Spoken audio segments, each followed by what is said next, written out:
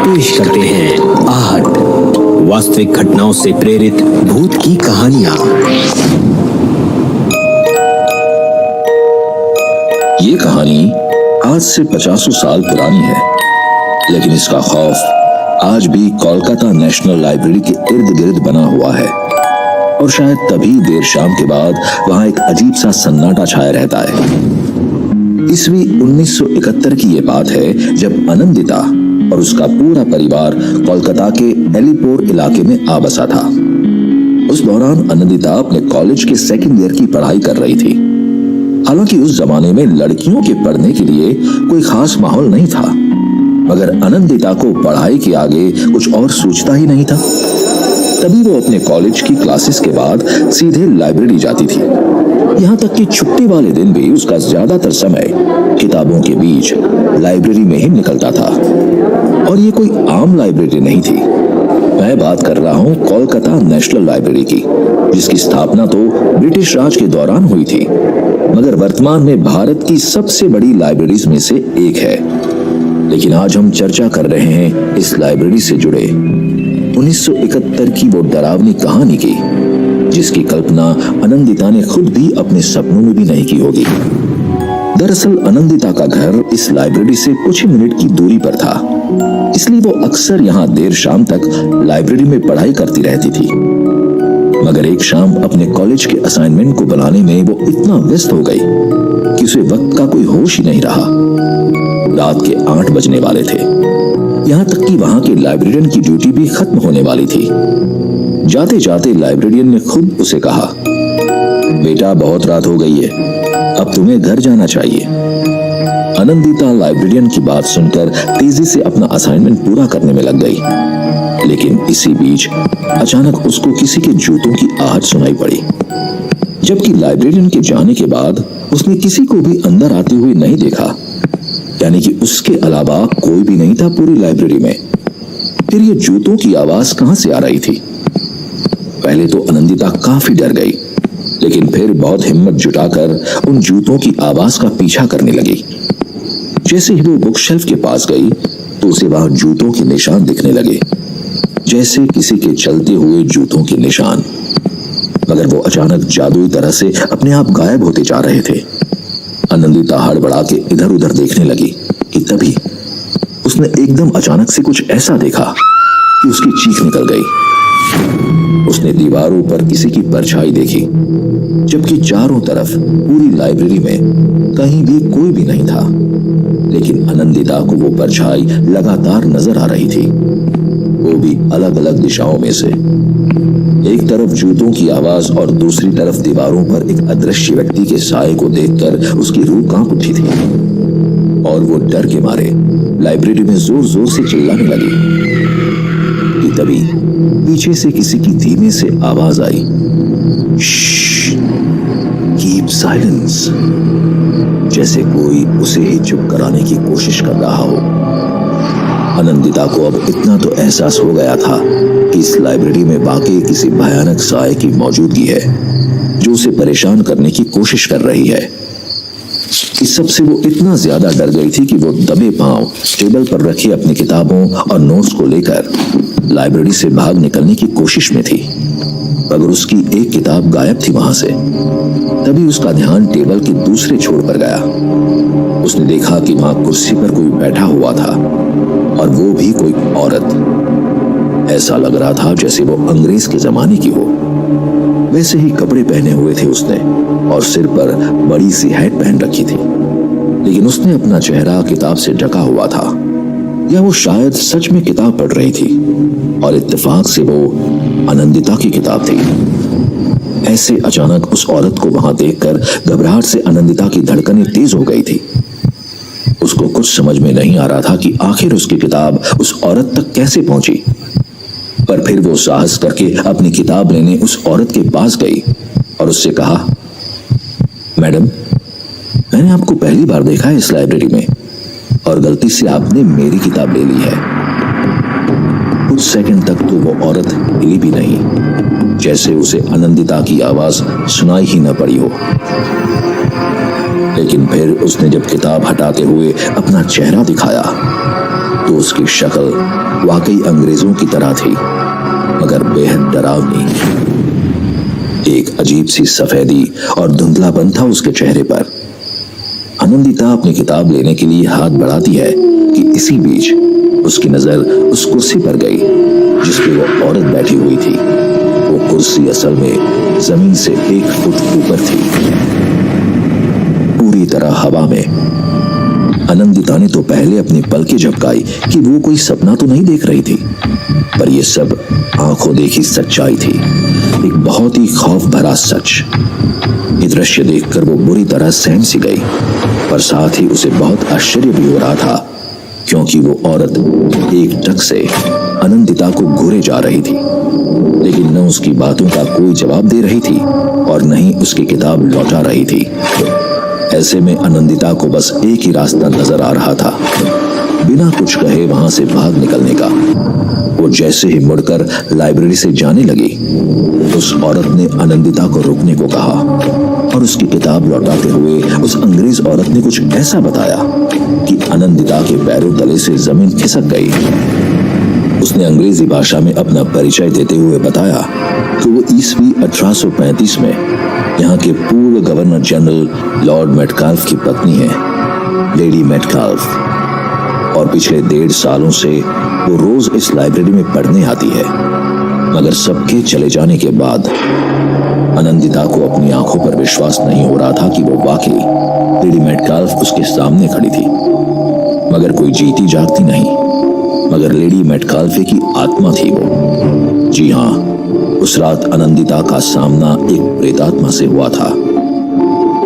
जैसे ही lady Metcalfe की आत्मा ने आनंदिता को उसकी किताब लौटाई, वो बिना पीछे मुड़े लाइब्रेरी से भाग निकली और बाहर बैठे हुए सिक्योरिटी गार्ड को उसने सारी बातें बताई, और तब जाकर उस गार्ड ने आनंदिता को इस भूतिया घटना के पीछे छिपी हकीकत बताई।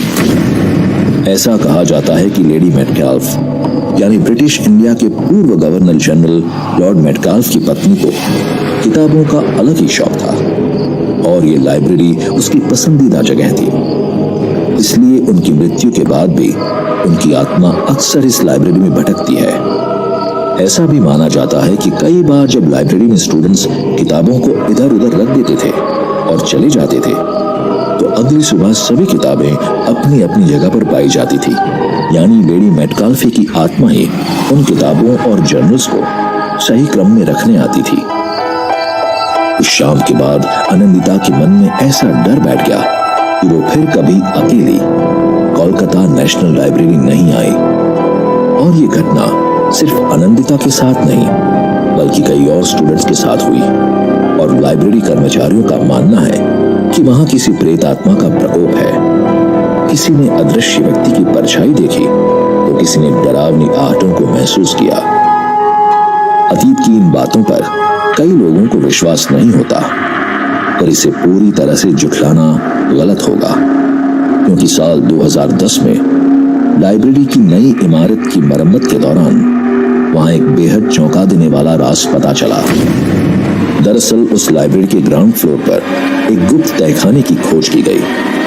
ऐसा तहखाना जो बिना किसी खिड़की या दरवाजे का बना था, जो अपने आप में ही काफी रहस्यमय और डरावना था। और शायद इन्हीं सब कारणों से आज भी इस विशाल लाइब्रेरी की गिनती भारत की सबसे भूतिया जगहों में की जाती है।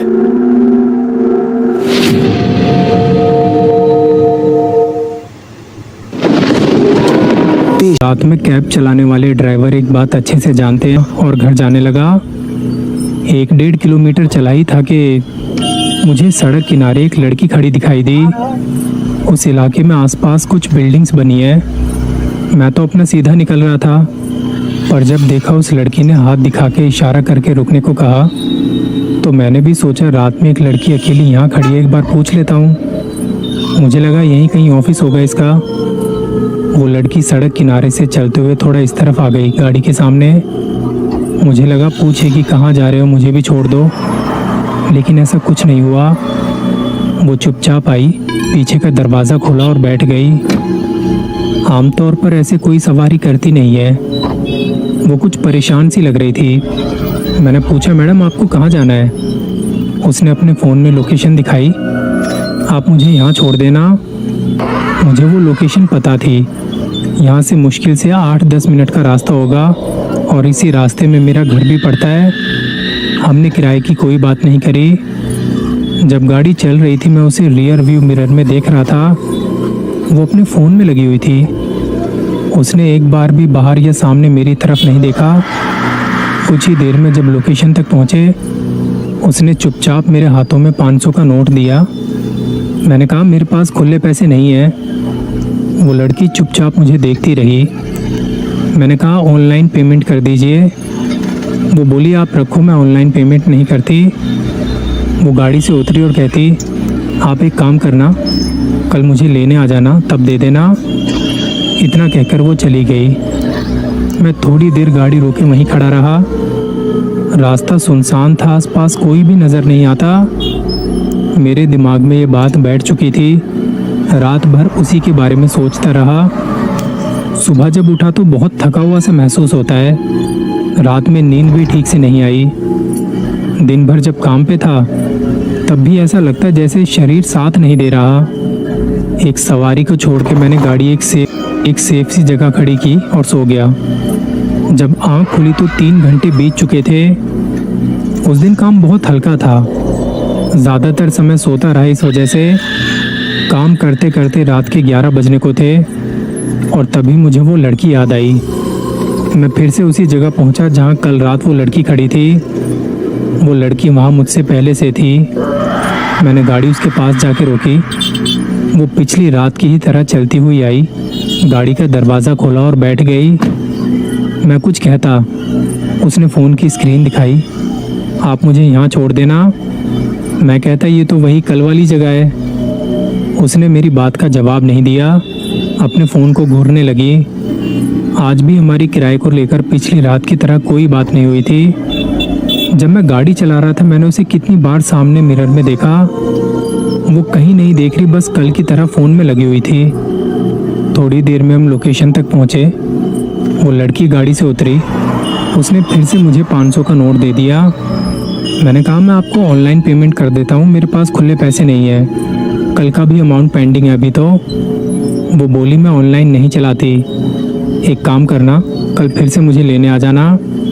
मेरी बात अभी पूरी भी नहीं हुई थी, इतने में वो मुड़ी और चली गई। अब ये अजीब था। एक दिन तो चलो मान भी लेता, पर आज फिर से उसने मुझे 500 रुपये दिए, जबकि इतना किराया नहीं होता। सोचने लगा अगर कल नहीं आया तो क्या फ़र्क पड़ेगा। मैंने देखा वो जिस तरफ गई वहाँ अंधेरा काफ़ी था। सामने एक बिल्डिंग थी और वहाँ भी घना अंधेरा। फिर मैं अपने घर को निकल गया। दिमाग में कई तरह के सवाल घूम रहे थे। घर आके फ्रेश हुआ, कपड़े बदले और सो गया। अगले दिन मेरी आंख बहुत लेट खुलती है। मैं तैयार होकर नाश्ता ख़त्म करके काम पे निकल गया। उस दिन मैंने सोच लिया था आज रात में जाऊंगा, उसे पैसे देके हिसाब बराबर कर लूँगा। दिन भर काम करके रात 9 बजे मैंने खाना वगैरह खाया, फिर एक सवारी ली। 11 बजे तक उसी लोकेशन पर फिर पहुंचा। आज वो लड़की वहाँ नहीं थी। मैंने गाड़ी थोड़ी देर खड़ी रखी। मुझे टॉयलेट के लिए जाना था और झाड़ियों की तरफ चला गया। वापस आया तो देखा कि वो लड़की फिर से वहीं खड़ी है। मैं चौंक गया क्योंकि थोड़ी देर पहले तक आसपास कुछ भी नहीं था, कोई भी नहीं था। ये अचानक कहाँ से आ गई? मैं कुछ सोच ही रहा था। वो चलती हुई आई, गाड़ी का दरवाज़ा खोला और पीछे बैठ गई। उसने फिर से फ़ोन की स्क्रीन मेरी तरफ करी। आप मुझे यहाँ छोड़ देना। मैंने थोड़ा हल्के अंदाज में कहा, अरे पता है मैडम, डेली आपको वहीं छोड़ता हूँ। उस लड़की ने कुछ नहीं कहा और फ़ोन में देखने लगी। आज जब मिरर में देखा तो थोड़ी अलग सी लगी। मैंने नोटिस किया फ़ोन की रोशनी उसके चेहरे पर पड़ रही है, पर वो बिना किसी भाव के देखे जा रही है। मैं जितना उसका बेजान सा चेहरा देखता उतना ही अजीब सा लगने लगता है। मनी मन सोचता आज इसे छोड़ के कह दूंगा कल से मैं नहीं आऊँगा। थोड़ी देर में लोकेशन पर पहुँचे। मैंने अपने वॉलेट से पैसे निकाले जो वापस देने थे। मैं पैसे हाथ में लिए पीछे मुड़ा तो वो लड़की वहाँ नहीं थी। एकदम से मेरे हाथ कांपने लगे। मैंने घबराते हुए इधर उधर देखा। वॉलेट छूट के मेरे पैरों के पास गिर गया। मैं झुका उठाने के लिए और तभी धम करके गाड़ी हिल गई। गाड़ी के बोनट के सामने वही लड़की हाथ टिकाए खड़ी मुझे घूर रही थी।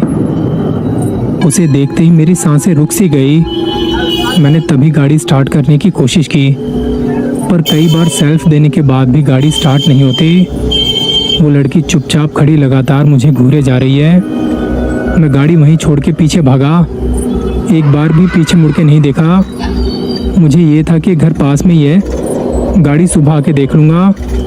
मैं बस भागता रहा, घर पहुंचने तक रुका नहीं। मेरी सांसें फूली हुई थी, पैर लड़खड़ा रहे थे। घर पहुंचते ही ज़ोर ज़ोर से दरवाज़ा खटखटाया। माँ ने दरवाज़ा खोला। मुझे ऐसे देख वो घबरा गई। पूछती इतना डरा हुआ क्यों है, क्या हुआ? मैं बस कांप रहा था, मेरी आवाज़ तक नहीं निकलती। वो शायद समझ गई थी मैंने कुछ देख लिया या मेरे साथ कुछ तो गलत हुआ है। मेरे पापा है नहीं, भाई भी उस दिन काम से कहीं बाहर गया था। माँ जल्दी से हमारे एक पड़ोसी को बुला के लाई। मेरी आंखें पूरी लाल हो चुकी थी। माँ ने आके मेरी नज़र उतारी, माथे पर भभूत लगाई। वो आदमी देखते ही कहता ये कुछ हवा लग गई है इसे। मैं कंबल ओढ़ के लेटा हुआ था और अचानक से उठ बैठा, अजीब तरह से हंसने लगा। वो आदमी पूछता कौन है तू? मैं बस हंसे जा रहा था। उस आदमी ने हाथ में कुछ सामान लिया और बड़बड़ाने लगा। माँ बताती उस वक्त मैं बहुत गुस्से में था, घुर्राने लगा, चुप हो जा बूढ़े। पर वो नहीं रुके। मैं कह रही हूँ तू चुप होगा कि नहीं? कोई भारी सी आवाज़ थी। उस आदमी ने नींबू, मिर्ची और लौंग का जोड़ा बनाया, एक गोला सा बना के कागज़ पर रख दिया, लाल कपड़े की पोटली बनाई और कुछ न कुछ बड़बड़ाने लगे। मैं तब कमज़ोर सा पड़ने लगा, भाग जाना चाहता था लेकिन मैं उठ भी नहीं पाया। बार बार बाहर दरवाजे की तरफ देखता और हंसने लगता, जैसे कोई चीज़ मुझे खींच रही हो। फिर उस आदमी ने मेरे सिर पर हाथ रखा और अब तक जो मैं चीख रहा था, चिल्ला रहा था, अचानक सब शांत हो गया।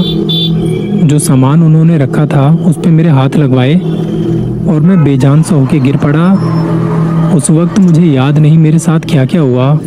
माँ ने ये सब मुझे बाद में बताया था। वो अंकल जी कहते इसके पीछे कुछ लग गया था और जिस सामान पर मेरे हाथ लगवाए थे, माँ को वो कहीं चलते पानी में बहाने को कह दिया। वो अंकल जी हमारे पड़ोसी हैं, उन्हें इन चीज़ों की जानकारी है। मैं अकेला ही था, पर उस बात से मुझे कोई फर्क नहीं पड़ता था, न ही कुछ अजीब लग रहा था, क्योंकि उल्टा मुझे ये लगता था कि मैं अकेला ही ठीक हूँ। इससे मैं अपनी पढ़ाई पर ठीक से ध्यान दे पाऊंगा। फिर मैं अपनी आंखों को मसलते हुए खाट से उठकर दरवाजे के पास चला गया और दरवाजा खोला। अगले ही पल मुझे शरीर में जोर का धक्का लगा।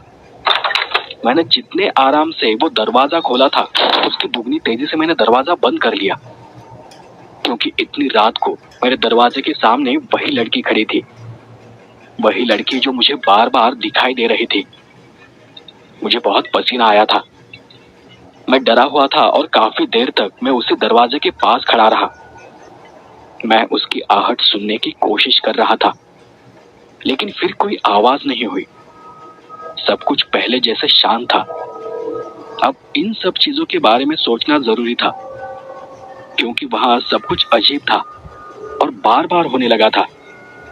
वो लड़की कौन थी, क्या करना चाहती थी, मुझे उसके बारे में कुछ भी पता नहीं था। वो बार बार मुझे ही क्यों दिखाई दे रही थी? ये बातें सोचकर मैं बहुत डर गया था।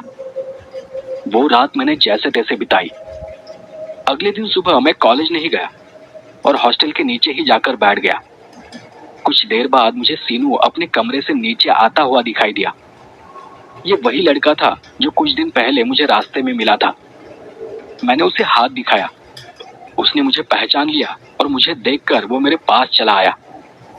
वो अकेला था जिससे मैंने थोड़ी बहुत बातचीत की थी। मेरे पास आते ही उसने मुझसे पूछा, कैसे हो और पढ़ाई कैसी चल रही है? मैं उसे रात वाली बात और उस लड़की के बारे में बताऊं या न बताऊं ये सोचते हुए कहा, ठीक हूँ, अब पढ़ाई भी ठीक चल रही है। और फिर कुछ सोचकर मैंने उससे पूछा, मुझे तुमसे कुछ जरूरी बात करनी है, क्या मैं कर सकता हूँ? मतलब अभी? उसने हंसकर अपनी गर्दन हाँ में हिलाते हुए कहा, हाँ हाँ, बिल्कुल, इसमें इतना डरने वाली क्या बात है, पूछ सकते हो।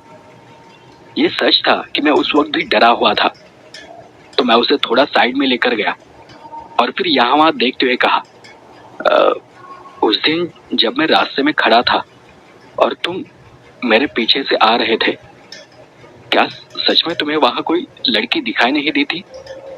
मतलब कोई सफेद कपड़ों में, बिना चेहरे की? उसने बिना किसी शंका से बड़े आराम से जवाब दिया, हाँ हाँ, जहां तक मुझे विश्वास है वहां तुम्हारे अलावा कोई नहीं था। उसकी बात सुनकर मैं और शांत हो गया और अपने आप में ही सोचने लगा। उसने फिर से पूछा, लेकिन हुआ क्या है? मैंने बात को टालते हुए कहा, कुछ नहीं, तुम यकीन करोगे या नहीं पता नहीं। मैं फिर से शांत हो गया। उसने मुझे बात बताने के लिए आग्रह किया, तो मैंने फिर बताना शुरू किया। मुझे उस वक्त वहां एक लड़की दिखाई दी थी, एक सफेद कपड़ों वाली लड़की। मैंने उसे देखा था और इसलिए मैं अपनी जगह पर रुका था, लेकिन उस दिन के बाद से वो मुझे बार बार दिखाई दे रही है। सीनो ने फिर हंसते हुए बोला, अरे तो अच्छी बात है, कोई लड़की तुम्हारा पीछा कर रही है तो जरूर कुछ खास बात होगी ना। मैंने घबरा कर उसे कहा, नहीं, तुम मेरी बात को ठीक से समझ नहीं रहे। उस रात वो लड़की मुझे दिखाई दी पर तुम्हें नहीं दिखाई दी। और सबसे ज्यादा डरावनी बात यह है कि इतनी बार दिखाई देने के बाद भी मुझे उसका चेहरा एक बार भी दिखाई नहीं दिया, या फिर मुझे याद ही नहीं आ रहा कि वो कैसे दिखती है। उसके सामने आने के बाद अचानक से मुझे डर लगने लगता है। मेरे अंदर जैसे खौफ बढ़ता चला जाता है। तुम जितना उसका चेहरा देखने की कोशिश करते हो उतना ही तुम्हें अंदर से बहुत अजीब लगता है। तुम याद ही नहीं कर पाते और न उसे देख पाते हो कि वो कैसे दिखाई देती है। उस दोस्त ने थोड़ा अजीब मुंह बनाते हुए कहा, शायद ये अच्छी बात नहीं है। मैंने अपनी बात को जारी रखते हुए कहा, और हाँ, कल बीच रात वो मेरे कमरे तक आ गई थी, जबकि हमारे हॉस्टल में लड़कियों का आना मना है, वो भी इतनी रात को। तब भी वो मेरे सामने खड़ी थी, पर फिर भी मुझे उसका चेहरा नहीं याद आ रहा। कुछ भी याद नहीं आ रहा। फिर सीनो ने हॉस्टल की बिल्डिंग को एक नजर देखते हुए मुझसे पूछा, अच्छा एक बात बताओ, तुम कौन से कमरे में रहते हो? मैंने पहली मंजिल की तरफ इशारा करते हुए कहा, पहली मंजिल, कमरा नंबर 313। उसने फिर थोड़ा शांत होकर बोलना शुरू किया, देखो मैं तुम्हें डराना तो नहीं चाहता, पर यहाँ हर कोई ये बात जानता है। कुछ महीने पहले किसी लड़के ने उस कमरे में आत्महत्या की थी, इसीलिए कोई वहां रहना नहीं चाहता, और जो भी वहां रहता है वो कुछ ही दिनों में उस कमरे को छोड़कर चला जाता है। सबका यही कहना है कि उस कमरे में उदास लगता है, बेचैन महसूस होता है, रात भर कुछ आहटें सुनाई देती है, नींद पूरी नहीं हो पाती और बस घबराहट सी लगी रहती है। अब वो सच है या झूठ मुझे नहीं पता, तुम्हें खुद पता करना पड़ेगा। हो सके तो आज ही अर्जी डाल दो, कमरा चेंज करवा लो। उसकी बात सुनकर मैं थोड़ा टेंशन में आ गया। मैंने उसे कहा, मुझे नहीं इन सब चीजों के बारे में पता था, पर मैं आज ही कमरा चेंज करने के लिए एप्लीकेशन दे दूंगा। तभी मैं सोचूं कि वो कमरा मुझ अकेले को क्यों दे दिया गया। मैंने ये सोचा ही नहीं था कि उसमें जरूर कुछ गड़बड़ हो सकती है। सीनो ने फिर मुझे कहा, अच्छा ठीक है, और लेकिन दूसरी बात ये भी है कि इसमें इतने डरने वाली कोई बात नहीं है। वैसे यहाँ रात में कभी कभी सीनियर्स की लड़कियां आती है, वॉचमैन को भी पता नहीं होता। हो सकता है किसी लड़की ने गलती से तुम्हारा दरवाजा खटखटाया होगा। फिर भी मैं कॉलेज के बाद आज रात पढ़ाई करने के लिए तुम्हारे कमरे में आता हूँ, एक रात गुजार कर देखता हूँ, देखो तो कैसा लगता है। अब मैं भी सोच में पड़ गया था कि क्या सच में वो कुछ अजीब चीज थी, कोई लड़की थी, या फिर सब मेरा वहम था। मैं फिर से तैयारी कर लाइब्रेरी चला गया। दिन भर पढ़ाई कर बाहर ही खाना खा लिया। शाम को मैं खाना खाने के लिए सीधे मेस चला गया, पर वहां उस वक्त सीनू दिखाई नहीं दिया। शायद वो अब तक हॉस्टल में नहीं आया था। मैं अपने कमरे में गया तो देखा कि मैं खिड़की खुली छोड़कर ही दिन भर बाहर था। अंदर जाते ही सबसे पहले मैंने खिड़की बंद कर ली और फ्रेश होकर पढ़ाई करने बैठ गया। मन ही मन में मैं सीनू के बारे में सोच रहा था। पता नहीं वो आज आएगा भी या नहीं। रात के 11:30 बज चुके थे और उसका कहीं अता पता नहीं था। तब मुझे महसूस हुआ कि अचानक मेरे कमरे में ठंड बढ़ने लगी है। मैंने पीछे मुड़कर देखा तो खिड़की खुली थी। मैं उठकर खिड़की के पास चला गया।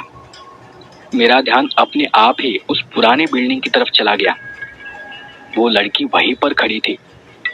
स्ट्रीट लाइट की रोशनी में मैं उसे साफ साफ देख पा रहा था और उसे देखकर मैं इतना समझ पा रहा था कि उसकी नजर मेरे कमरे की तरफ ही थी, पर हमेशा की तरह उसका चेहरा अस्पष्ट था। फिर शायद मुझे देख उसने अपना हाथ उठाकर मेरी तरफ इशारा किया। उस इशारे से मैं डर गया और पीछे हटकर मैंने झट से खिड़की बंद कर ली। पता नहीं वो बार बार मेरी तरफ क्यों इशारा कर रही थी। वो मुझे क्या कहना चाहती थी। जैसे ही मैंने खिड़की बंद की, किसी ने मेरा दरवाजा खटखटाया। शायद वो सीनू था। मैं फिर भी शांत खड़ा रहा तो उसने मुझे बाहर से आवाज दे दी। उसकी आवाज सुनकर मेरा डर कम हो गया। वो सीनू ही था। मैंने दरवाजा खोला तो सीनू जल्दी जल्दी में कहीं जा रहा था। उसने जाते जाते ही जल्दी जल्दी में मुझे कहा, सॉरी पर अचानक थोड़ा बाहर जाना पड़ रहा है। अचानक से दोस्तों का प्लान बना है और जल्दी लौट आया तो तुम्हारे यहाँ भी आऊंगा, बस तुम डरना नहीं। इतना बोलकर और मुझसे हाथ मिलाकर टाटा करते हुए वो वहां से चला गया। मैं बस हाँ में सर हिलाता रहा। उसके जाने के बाद मैंने दरवाजा बंद कर लिया। मैं जैसे ही पीछे मुड़ा, देखा तो खिड़की फिर से खुली थी। इस बार कोई आवाज भी नहीं हुई थी। मैं घबरा गया। जहां तक मैं जानता हूं कि अभी कुछ देर पहले मैंने खिड़की को ठीक से बंद कर दिया था। मैंने जाकर झट से खिड़की बंद की और सारी लाइट्स बंद कर दी और फिर कंबल से अपने आप को ढांप कर मैं खाट पर सो गया। आधी रात हो गई थी शायद। बाहर कहीं से झिंगुरों की आवाजें आ रही थी। मैं गहरी नींद में था। सब कुछ एकदम शांत था। मुझे एहसास हुआ कि मुझे बहुत ज्यादा गर्मी लगने लगी है, क्योंकि मैंने अपने आप को पूरी तरह से कंबल से ढक रखा था। तो मैंने कंबल को सर से थोड़ा हटाया। मैं तब भी आधी नींद में था। मैंने आधी नींद में ही अपनी करवट बदली। करवट बदलते ही मेरी आंखों पर कुछ रोशनी सी पड़ी। मैंने थोड़ी सी आंखें खोलकर देखा तो फिर एक बार वो खिड़की खुली थी। वो देख मुझे झटका सा लगा। मैं फिर से करवट बदलकर सीधा सो गया और सीधे होते ही ऊपर देख मैं सन्न रह गया। मेरे ठीक ऊपर लगे पंखे पर एक लाश लटक रही थी। खिड़की से आती रोशनी में वो लाश मुझे साफ साफ दिखाई दे रही थी। पंखा बंद था और करकराती आवाज करते हुए वो लाश धीरे धीरे मेरे चेहरे के ऊपर ही झूल रही थी। लेटे लेटे मेरे हाथ पांव कांपने लगे।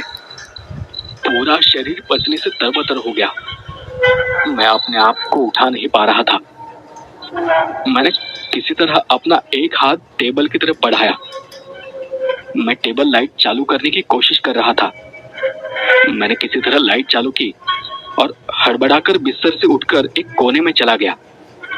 मैं घबराकर वहीं बैठा रहा, पर तभी उस लाश का चेहरा घूमते हुए मेरे सामने आ गया।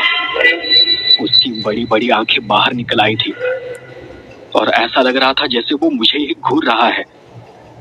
हाथ पैर एकदम सख्त और अकड़े हुए थे और मैं वहीं पर पड़ा पड़ा उसे देख रहा था। तभी उसने अपना मुंह खोला और एक अजीब आवाज करते हुए ऊपर छत की तरफ इशारा किया। मैंने घबराते हुए अपनी नजर उठाकर मेरे सर के ऊपर उस छत के कोने में देखा। उस कोने में वही लड़की उल्टी चिपकी हुई थी।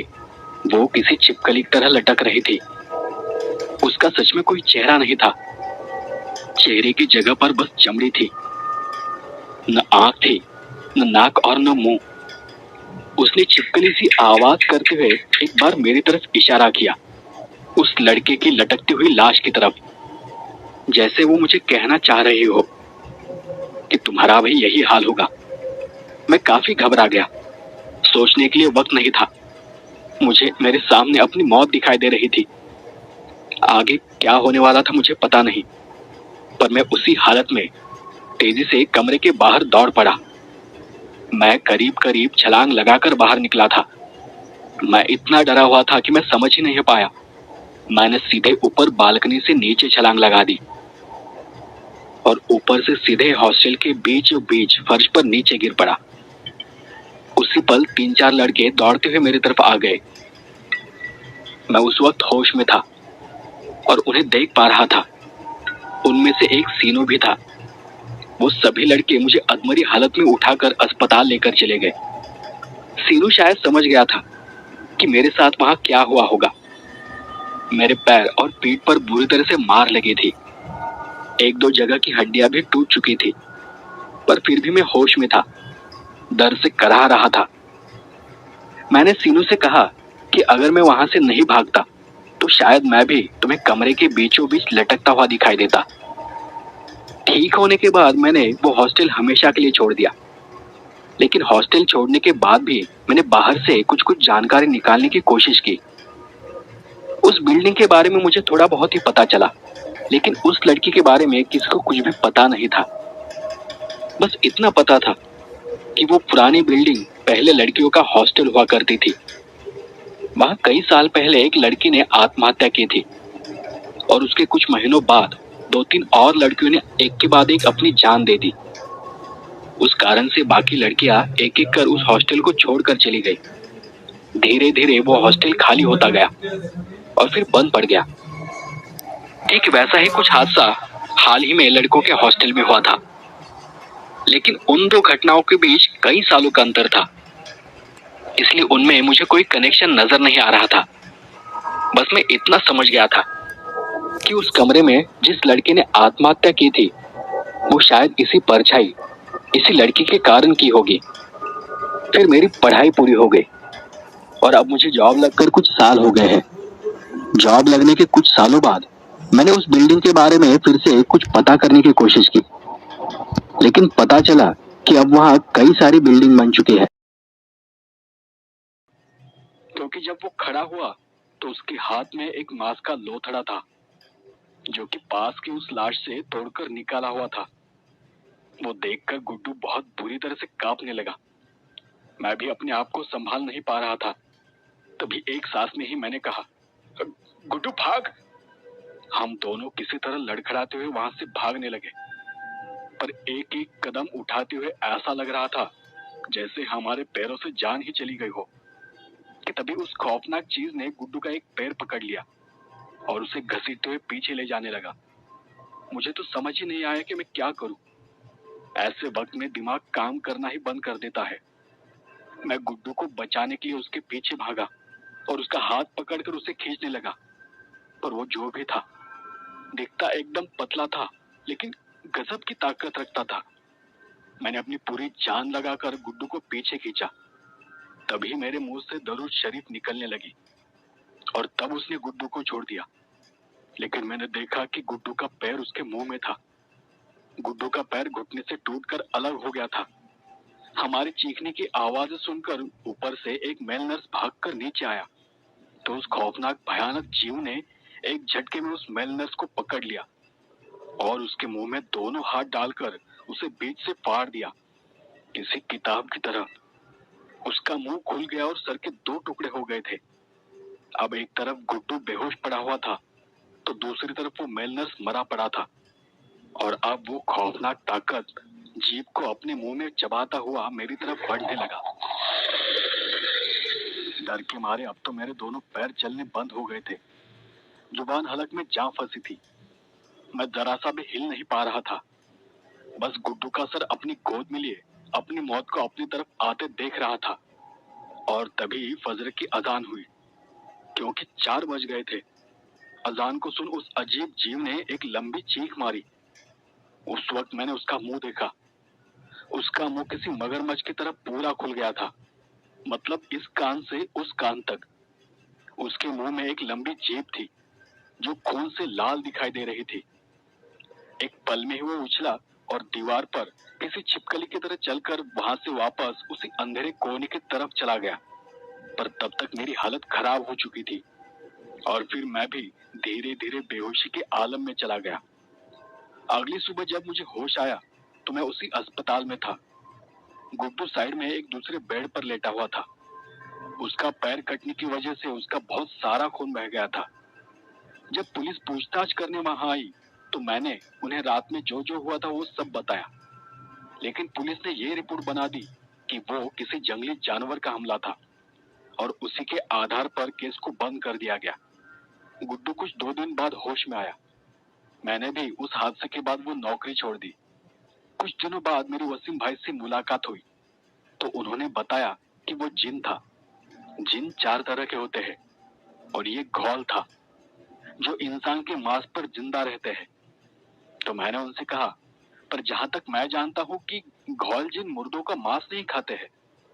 तब वसीम भाई ने मुझसे कहा, हाँ जानता हूँ, इनके लिए मुर्दे हराम होते हैं, लेकिन कुछ घौल खाते हैं। शायद ये भी किसी मजबूरी में खाता होगा, लेकिन तू खुशकिस्मत था जो बच गया। और तब मेरे जहन में आया कि वो सिर्फ इसलिए भाग गया था क्योंकि तब अजान हो गई थी। वो घौल जिन बीच रात करीब 3 बजे वहां आया था और चुपचाप अपना काम करके चला भी जाता अगर हमने मुर्दा घर का दरवाजा न खोला होता। उस घटना के बाद से अब तक 7 साल हो गए हैं। मैं यहाँ एक कॉलेज में नौकरी पर हूँ, लेकिन वो रात आज तक नहीं भूले हम, न मैं न गुड्डू। दुनिया में बहुत सी ऐसी चीजें हैं जो हम देख नहीं पाते क्योंकि वो उन अंधेरों में रहते हैं, उन हिस्सों में अपना ठिकाना बनाते हैं जहां हम भूल से भी नहीं जाते। लेकिन उसका मतलब ये नहीं कि वो है ही नहीं। आपको नहीं मानना है तो मत मानो, यकीन नहीं करना है तो मत करो, लेकिन कभी भी उन ताकतों को बुलाने की या उनके इलाके में जाने की गलती न करना। उन ताकतों को उनके रास्ते जाने दो, इसी में सबकी भलाई है। उस लड़की का रेप क्यों किया गया था और जिसने भी रेप किया था उसके बाद उस लड़की के आत्मा ने पूरे हॉस्टल के लड़कों को मार दिया और जांच पड़ताल करने के बाद पता चला कि वहाँ पर एक नहीं बल्कि 4-5 और लड़कियों का रेप किया गया था। नमस्कार दोस्तों, मेरा नाम पुनीत है और मैं औरंगाबाद का रहने वाला हूँ। आज मैं भले ही एक सरकारी नौकरी कर रहा हूँ, लेकिन आज की ये मेरी कहानी मेरे कॉलेज के दिनों में मेरे साथ घटी एक घटना पर आधारित है। दोस्तों, जिंदगी में हमें कभी कभी ऐसी चीजों का सामना करना पड़ता है कि बाद में हमें खुद भी विश्वास नहीं होता कि हमने ऐसा कुछ देखा था या ऐसा कुछ महसूस किया था। जब मैं हॉस्टल में नया नया रहने चला गया था, तब वह मेरे उन शुरुआती दिनों में मेरे साथ जो कुछ भी हुआ था वो बहुत ही अजीब और डरावना एहसास था। आज भी मैं उस लड़की के बारे में ज्यादा कुछ भी नहीं जानता और न ही मैं जान पाया हूँ। वो लड़की, वो सब कुछ मेरे लिए बस एक अनसुलझे सवाल जैसा है जिसे मैं आज तक सुलझा नहीं पाया हूँ। मैं आपको उस हॉस्टल और मेरे कॉलेज का नाम नहीं बता पाऊंगा, लेकिन मैं आपको वो कहानी बताता हूँ। उन दिनों मैं मेडिकल की पढ़ाई कर रहा था अपने शहर से दूर एक दूसरे शहर में। मैंने नया नया ही कॉलेज और हॉस्टल ज्वाइन किया था। हॉस्टल को ज्वाइन किए मुझे बस कुछ ही दिन हुए थे और उस वक्त हमारे सीनियर्स ने हम न्यू ज्वाइनी के लिए एक वेलकम पार्टी रखी थी। उस दिन करीब करीब पूरा हॉस्टल खाली था। मेरे लिए वो सब कुछ नया था, इसलिए मैं भी पार्टी के लिए चला गया। लेकिन कुछ ही देर में मुझे वहाँ के शोर से बहुत तकलीफ होने लगी और इसलिए मैं कॉलेज कैंपस से निकलकर हॉस्टल की तरफ निकल पड़ा। शाम हो रही थी, अंधेरा पड़ना शुरू ही हो गया था। सूरज की एक धीमी लाल रोशनी आसमान में फैली हुई थी। मैं धीमे धीमे रास्ते पर चलते जा रहा था। वहीं से कुछ दूर एक पुरानी बिल्डिंग थी जिसकी दीवारें खराब और टूटी फूटी थी। मैं जब उस बिल्डिंग के करीब से गुजर रहा था तब मुझे कुछ एक अजीब सी आवाज सुनाई पड़ी। उस आवाज को सुनते ही मेरा ध्यान बिल्डिंग की तरफ चला गया, लेकिन वहां मुझे कोई दिखाई नहीं दिया। मुझे इतना यकीन था कि वो आवाज वहीं से आई थी। मैंने सामने देखा तो सामने दूर दूर तक फैला हुआ रास्ता था। रास्ते के दोनों तरफ छोटे बड़े पेड़ थे, थोड़ी सी झाड़ियां थी। कुछ तय अंतर पर म्यूनिसिपैलिटी की लाइट्स लगी थी और वहीं से थोड़ा आगे हमारे हॉस्टल की मेन बिल्डिंग थी। वैसे डरने वाली वहां कोई बात नहीं थी, लेकिन उस वक्त वो रास्ता एकदम सुनसान था। मैं फिर से हॉस्टल की तरफ चलने लगा। कुछ कदम दूर जाने पर मुझे महसूस हुआ कि मेरा पैर नीचे चिपक रहा है। मैंने अपना पैर उठाकर देखा तो जूते में च्युइंगम लगा हुआ था। मैंने वहीं से एक छोटा पत्थर उठाया और उसकी मदद से च्युइंगम को हटा दिया और फिर पत्थर को वहीं सामने फेंक दिया। लेकिन जब मेरा ध्यान सामने गया तब मेरे अंदर से बिजली सी कौंध गई, क्योंकि वहां मुझसे बस थोड़ी ही दूर एक लड़की खड़ी थी। उसकी गर्दन नीचे थी, इसलिए मैं उसका चेहरा नहीं देख पा रहा था। लेकिन फिर वो अपना एक हाथ उठाकर मेरी तरफ इशारा करने लगी। मैं घबरा कर वहीं पर खड़ा रहा, क्योंकि कुछ सेकंड्स पहले वहां कुछ भी नहीं था। पर पता नहीं अचानक से वो लड़की कहां से आ गई थी। उसे अचानक से सामने देखकर मेरे सीने में जोर जोर से दर्द होने लगा। मैं एकदम शांत खड़ा था। फिर अचानक उस लड़की ने अपना हाथ नीचे किया और वो बिल्डिंग की तरफ जाने लगी। बिल्डिंग के पास जाते ही बिल्डिंग का वो पुराना लोहे का गेट एक अजीब तरह की आवाज करते हुए खुल गया। अगले ही पल वो लड़की गेट के अंदर जाते जाते अंधेरे में कहीं गायब हो गई। उसके जाने के बाद भी मैं अपनी जगह पर ही खड़ा था। मुझे उस हॉस्टल पर आए हुए कुछ 10-15 दिन हो गए थे और उन कुछ दिनों में न जाने मैं कितनी बार उस बिल्डिंग के सामने से गुजरा था, पर जितना मुझे याद है वहां कोई नहीं रहता था। मैं अब भी वहीं पर खड़ा था। कोई आहट सुनाई दे रही थी। ऐसा लग रहा था जैसे कोई तेजी से मेरी तरफ बढ़ रहा है, पर कहां से वो मैं समझ नहीं पा रहा था। पीछे देखने की मेरी हिम्मत नहीं थी। शायद मैं किसी अनहोनी के इंतजार में पुतले जैसे वहीं पर जम गया था। चलने की आवाज और तेज होती गई और उस आवाज के साथ साथ एक हाथ मेरे कंधे पर पड़ा। उस हाथ के स्पर्श से एक बारगी मेरा पूरा शरीर कांप उठा। यहाँ ऐसे क्यों खड़े हो? आवाज को सुन मैंने पीछे मुड़कर देखा तो मेरी ही उम्र का वो लड़का था। शायद वो भी जान गया था कि मैं डर गया हूँ। मेरे डर को समझकर उसने कहा, अरे क्या हुआ, इतना क्यों डरे हो? मैं भी थोड़ा होश में आ गया और फिर हड़बड़ाते हुए उसे कहा, कुछ नहीं, बस ऐसे ही।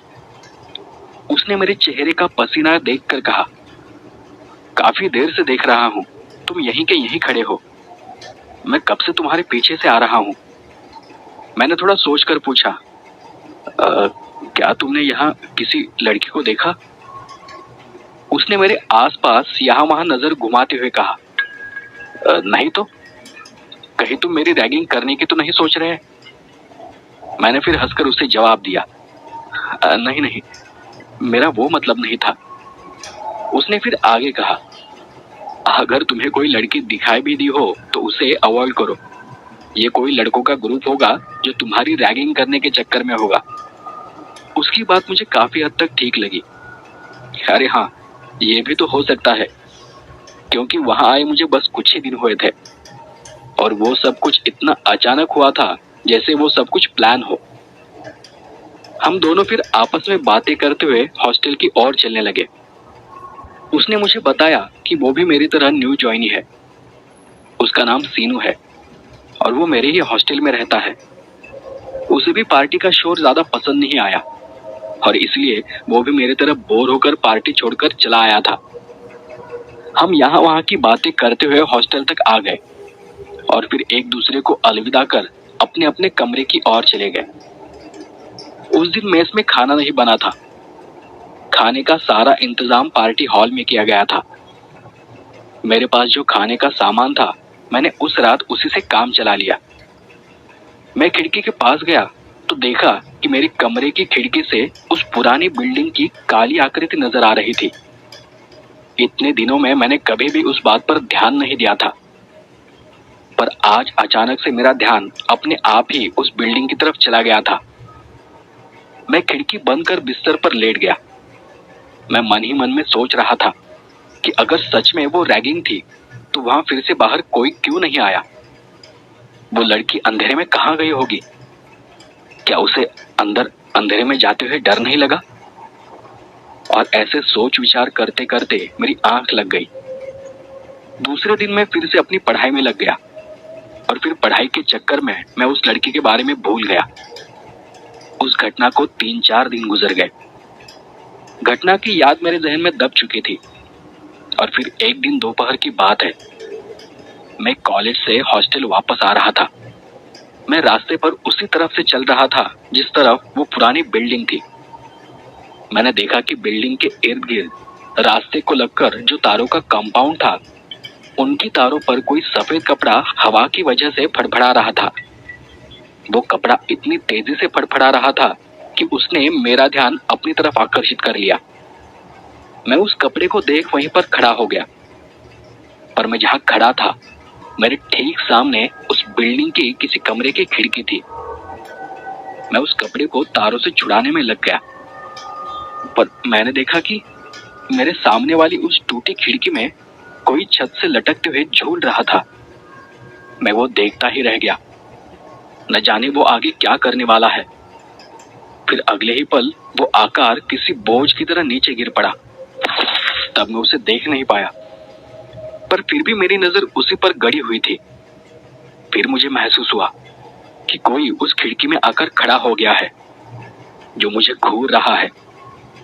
कुछ देर के लिए मेरी नजर उस चीज पर टिकी हुई थी, और फिर अगले ही पल वो आकृति, वो परछाई, वो जो कुछ भी थी, उसने अपना हाथ उठाया और फिर से एक बार मेरी तरफ इशारा किया। उसी पल में उस कपड़े को छोड़कर वहां से भाग निकला। मुझे एहसास हुआ कि वो परछाई उसी लड़की की है जो मुझे उस दिन दिखाई दी थी। न जाने वो क्या चीज है, पर हैरानी की बात यह थी कि दोनों बार वो मेरे सामने होकर भी मैं उसका चेहरा नहीं देख पाया था। मैं वापस अपने हॉस्टल के कमरे में आ गया और वहां से कुछ किताबें लेकर मैं लाइब्रेरी के लिए चला गया। रात होने पर मेस का खाना खाकर मैं फिर से कमरे में आकर पढ़ाई के लिए बैठ गया।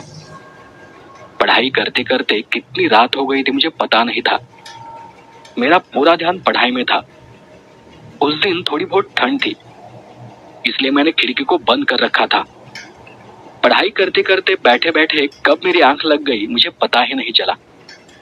मैं नींद में था, गहरी नींद में। और फिर नींद में ही मुझे महसूस हुआ कि मेरे आसपास ठंड हद से ज्यादा बढ़ रही है। उस वजह से मेरी नींद खुल गई। देखा तो खिड़की खुली हुई थी। जहां तक मैं समझता हूँ, उस वक्त जितनी ठंड मुझे लग रही थी, वातावरण में उतनी ठंड नहीं थी। मैंने झट से उठकर खिड़की को बंद कर लिया और फिर से किताब को टेबल पर रखकर मैं बेड पर सोने चला गया। बीच रात अचानक मुझे एक थपथपाहट की आवाज सुनाई दी। ऐसा लग रहा था जैसे मेरी छाती को कोई अंदर से थपथपा रहा हो। मेरी आंखों पर नींद सवार थी, वो बहुत भारी हो चुकी थी। मैंने किसी तरह अपनी आंखें खोलकर घड़ी की तरफ देखा। रात के 2:45 हो गए थे। मैं सोचने लगा कि इतनी रात को यहाँ कौन आया होगा। सच कहूं तो उस कमरे में मैं अकेला ही रहा करता था। बाकी सभी कमरों में 3-4 लड़के एक साथ रहते थे। देश को आजाद हुए बस कुछ साल ही हुए थे। तब एक गांव से दूसरे गांव जाना हो तो लोग ज्यादातर पैदल जाया करते थे या फिर साइकिल का इस्तेमाल किया करते थे। तो एक दिन नानाजी एक जमीन के सौदे की बात करने के लिए एक आदमी से मिलने किसी दूसरे गांव जा रहे थे। शाम का वक्त था और उन दिनों बारिश का भी मौसम था। हल्की हल्की बारिश भी हो रही थी। उस दूसरे गांव का रास्ता एक नदी के पुल के पास से गुजरता था। वो एक पुराना बंद पड़ा हुआ पुल था। अब नानाजी भी पहली बार उस गांव जा रहे थे, तो वहां के बारे में उन्हें ज्यादा कुछ पता नहीं था। जब वो उस रास्ते से चलते हुए जा रहे थे तो अचानक उन्हें एक औरत के गुनगुनाने की आवाज सुनाई पड़ी।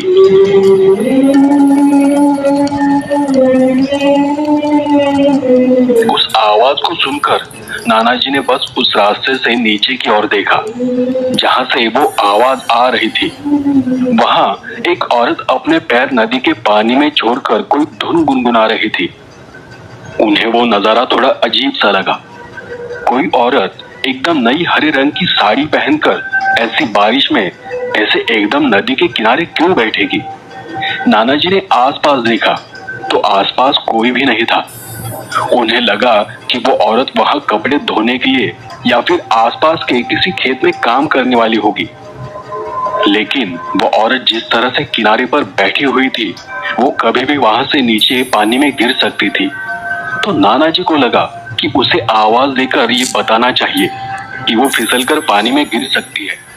तो नाना जी वही पेड़ों की टहनियों को पकड़कर थोड़ा नीचे उतरने लगे। पर जैसे ही वो कुछ कदम आगे बढ़े उन्होंने अपने कदमों को उस जगह पर ही रोक लिया। उन्होंने देखा कि बिल्कुल वैसी ही एक दूसरी औरत पानी के अंदर से बाहर निकल कर आई और हवा में लहराते हुए उस पहली वाली औरत के बगल में एकदम किनारे पर बैठ गई। वो देख नाना जी का दिमाग सुन्न सा हो गया। उनका मुंह खुला का खुला ही रह गया। वो मंजर बहुत ही डरावना था। वो नजारा देख नाना जी वही एक पेड़ के पीछे छिप गए और देखने लगे कि वहां आखिर क्या हो रहा है। अगले ही कुछ मिनट में एक एक कर और 3 औरतें एक के बगल में एक किनारे पर बैठ गई और वो सारी औरतें एक साथ एक ही धुन को गुनगुनाई जा रही थी।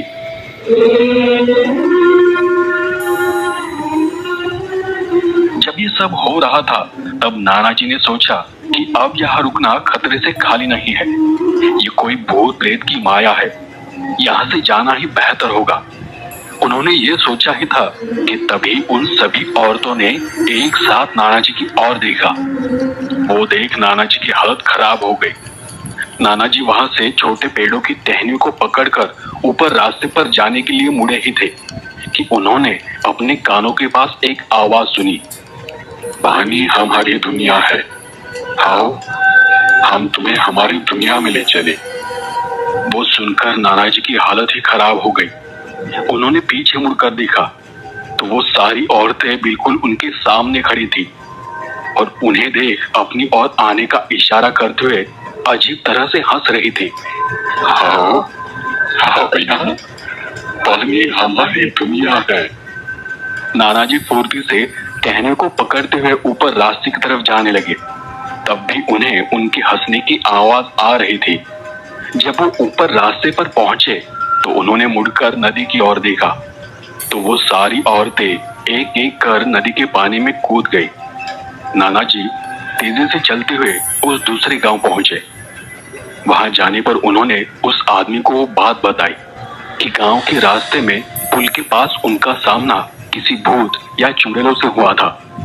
तब उस आदमी ने उन्हें बताया कि वो सभी औरतें कुछ साल पहले वहां डूबकर मर गई थी और उस हादसे के बाद से वो कभी कभार वहां से गुजरते हुए लोगों को नजर आ जाती है।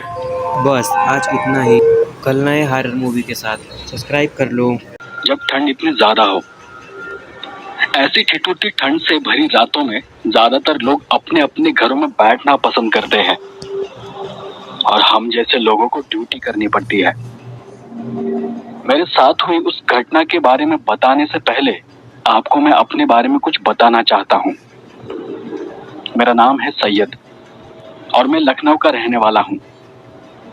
मेरी उम्र अभी 35 साल पूरी हो चुकी है। बहुत ज्यादा पढ़ा लिखा तो नहीं हूँ, लेकिन 12वीं तक मैंने पढ़ाई पूरी की है।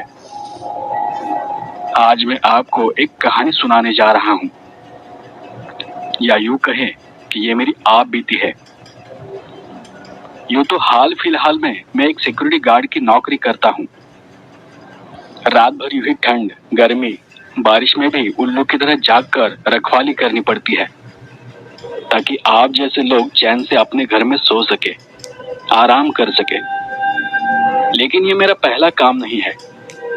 इससे पहले भी मैं एक दुकान में छोटा मोटा काम किया करता था। और फिर एक रोज मेरी वसीम भाई से मुलाकात हुई। वसीम भाई तब एक सरकारी अस्पताल में कंपाउंडर थे, तो बातों बातों में मैंने भी उन्हें सरकारी अस्पताल में सिफारिश लगाने को कहा। पर अफसोस, ऊपर वाला उनकी आत्मा को शांति दे, अब तो वो हमारे बीच नहीं रहे। कुछ बीमारी थी उनको, शायद उम्र दराज भी हो गए थे। लेकिन ठीक है। तो जनाब, इसके कुछ दिनों बाद ही, यानी मेरी सिफारिश करने के कुछ दिनों बाद, वसीम भाई मुझसे दुकान पर मिलने चले आए और मुझसे बोले, सुन, मैंने अस्पताल के बात की है, वहां अभी एक गार्ड की नौकरी है, तू करेगा? वसीम भाई की इतना कहते ही मैं फटाक से मान गया। दुकान में अपना हिसाब निपटा के अगले महीने की 1 तारीख को मैं वहां पहुंच गया।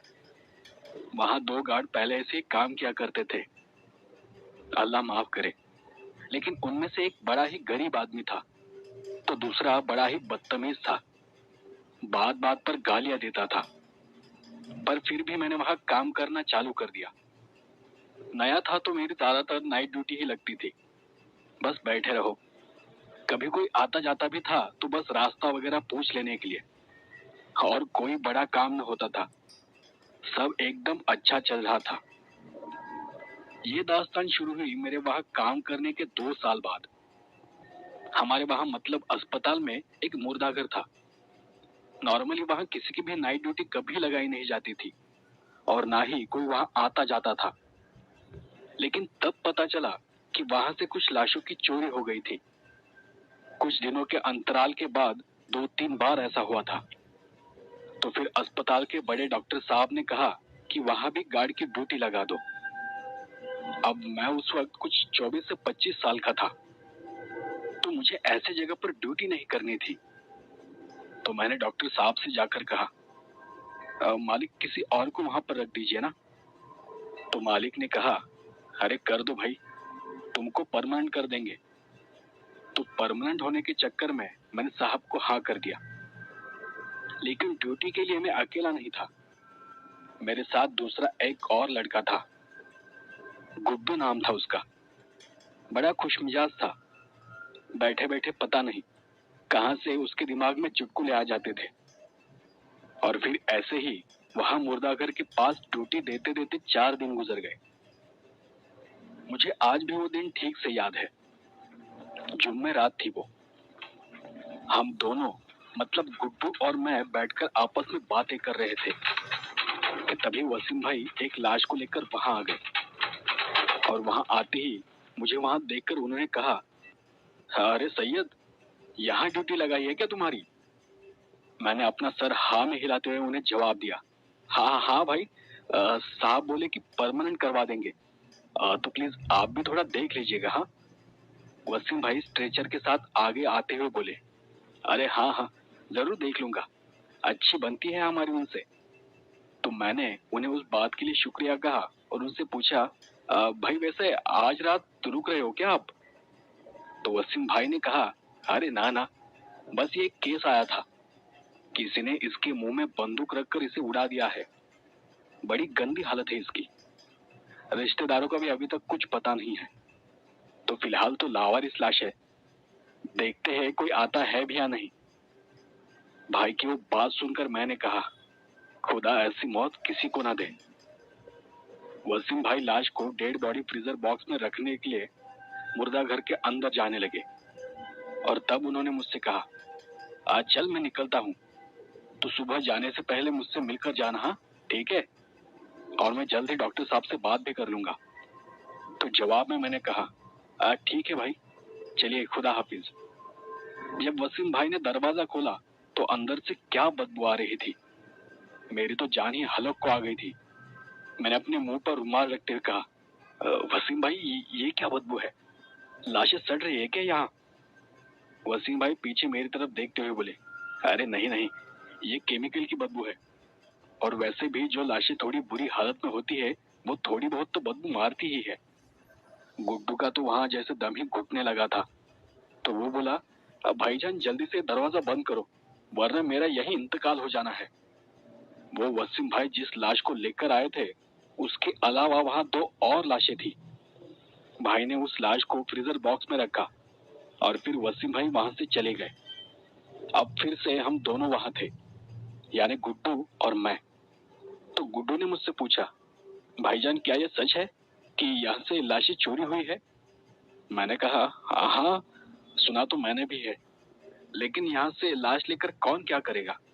तो गुड्डू बोला, अब भाई कहीं ऐसा तो नहीं कि ये बड़े बड़े साहब लोग ही लाश की किडनी निकाल कर बेच देते हो? तो मैंने उसे हंसते हुए कहा, अबे तो लाश गायब करने से उनको क्या मिलेगा? वो तो किडनी ऐसे भी निकाल ले, कौन देख रहा है उनको? तो गुड्डू अपना सर खुजाते बोला, हाँ ये भी ठीक है। मैंने उसके हाथ में एक पानी की बोतल थमाते हुए उससे कहा, तेरा दिमाग खराब हो गया है, जा जाकर पानी लेकर आ। गुड्डू भी बोतल लेकर वहां से चला गया। मैंने वही पड़ा हुआ एक अखबार उठाया और उसे पढ़ने लगा। मैं अखबार में देख ही रहा था कि तभी गुड्डू वापस आया और बोला, भाई ये तो फिर से बदबू मार रहा है, आपने अभी दरवाजा खोला था क्या? मैंने अखबार को साइड में करते हुए कहा, नहीं तो मैं क्यों दरवाजा खोलने लगा? और फिर मैं जब खड़ा हो गया तो मुझे भी वहां से बदबू आने लगी।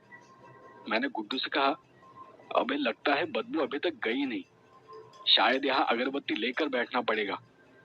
तभी हमको किसी के हल्के हल्के कदमों की आवाज सुनाई दी। उस आवाज को सुन हम दोनों भी चौकन्ने हो गए। गुड्डू ने आसपास नजर दौड़ाते हुए कहा, भाई लगता है आखिरकार वो लाश चोर आ ही गए, आज तो उसे दबोच ही लेंगे। तो मैंने उसे शांत करते हुए धीरे से कहा, अबे रुक, पहले जाकर देखते हैं कि वो कौन है। तू अपना कंबल ले हाथ में, वो कंबल उस पर डालेंगे तो पकड़ने में आसानी होगी। तो ऊपर से कंबल डाल देना और मैं उसे पकड़ लूंगा। हम दोनों भी धीरे धीरे आगे चले गए तो देखा वहां कुछ भी नहीं था। हम दोनों भी अपना सर खुजाने लगे। अपने आसपास देखते हुए गुड्डू बोला, भाईजान लगता है कि हम लोग सिक्योरिटी गार्ड से अब पुलिस बन रहे हैं। और ऐसा कहकर वो हंसने लगा। तो मैंने कहा, नहीं यार, यहाँ कुछ तो जरूर था, आवाज तो यहीं से आ रही थी। चल अगर फिर से आवाज आई तो देख लेंगे। हम दोनों पीछे मुड़कर जाने ही वाले थे कि हमको फिर से वो आवाज आई, लेकिन इस बार वो आवाज मुर्दा घर के पीछे वाली साइड से आ रही थी। इस बार हम दोनों थोड़े डर गए थे। हालांकि हमारे हाथ में टॉर्च तो थी, लेकिन उस जगह गुप्त अंधेरा था और वो जगह ऐसी थी जैसे पिछले 10 से 12 सालों में किसी ने भी वहां कदम भी नहीं रखा होगा। मैंने गुड्डू से कहा, गुड्डू तू आगे जाकर देखना कौन है। गुड्डू थोड़ा पीछे हटते हुए बोला, भाई आप भी चलो ना मेरे साथ। कुछ देर के लिए मैं वही सोचता हुआ खड़ा रहा और फिर उससे कहा, अच्छा चल छोड़, कोई कुत्ता या बिल्ली होगी। तभी वहां से एक गुर्राने जैसी आवाज आने लगी। हम दोनों भागकर वापस अपनी जगह पर आ गए। उस आवाज को सुन डर से दोनों की हालत खराब हो गई थी। दोनों भी कांपने लगे थे। मैंने गुड्डू से कहा, अभी डर मत। गुड्डू मुझे देखते हुए बोला, भाई आप खुद कांप रहे हो। मैंने उसकी बात को टालते हुए कहा, अरे नहीं, शायद मुझे ठंड लग रही है, और कुछ नहीं। तभी हमें मुर्दाघर के अंदर से किसी की चलने की आवाज आने लगी, बड़े बड़े कदमों के साथ। अब हम वहां से भागने के बारे में सोच रहे थे, लेकिन फिर नौकरी का भी सवाल था। कुछ भी उल्टा सीधा हो जाता तो नौकरी से हाथ धोना पड़ता। इतनी मुश्किल से तो यहाँ नौकरी लगी थी, और अगर ऐसी हालत में उस जगह को छोड़कर भागे तो वो लाश चोर कहीं हाथ से न निकल जाए। इस तरह हम दोनों ने एक दूसरे का हाथ पकड़कर मुर्दाघर का दरवाजा खोला, और फिर जो हमारी आंखों के सामने था वो सच तो नहीं लग रहा था, लेकिन था जरूर। वहां एक आदमी बैठा हुआ था। देखने से ऐसा लग रहा था जैसे पिछले 10 दिनों से उसने कुछ भी खाया न हो। चमड़ी मानो हड्डी से चिपकी हुई थी और दिखने में एकदम चांद जैसे, न पूरा सफेद न पूरा काला। उसके जिस्म पर एक भी बाल नहीं था, बस सिर पर लंबे बाल थे जो कंधे तक आ रहे थे, और सर के बीच के हिस्से पर भी कम बाल थे। लंबा सा था, करीबन 6 फीट से ज्यादा ही होगा, क्योंकि जब वो खड़ा हुआ तो उसके हाथ में एक मांस का लोथड़ा था जो कि पास की उस लाश से तोड़कर निकाला हुआ था। वो देखकर गुड्डू बहुत बुरी तरह से कांपने लगा। मैं भी अपने आप को संभाल नहीं पा रहा था।